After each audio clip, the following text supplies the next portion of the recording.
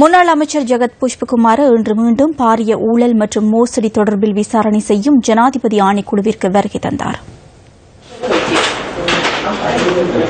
முன்னாள் அமைச்சருடன் அவருக்கு சொந்தமானதென கூறப்படும் தென்னந்தோட்டத்தில் பணியாற்றிய ஒருவரும் வாக்குமூலம் அளிப்பதற்காக ஆணைக்குழுவுக்கு வருகை தந்தனர்.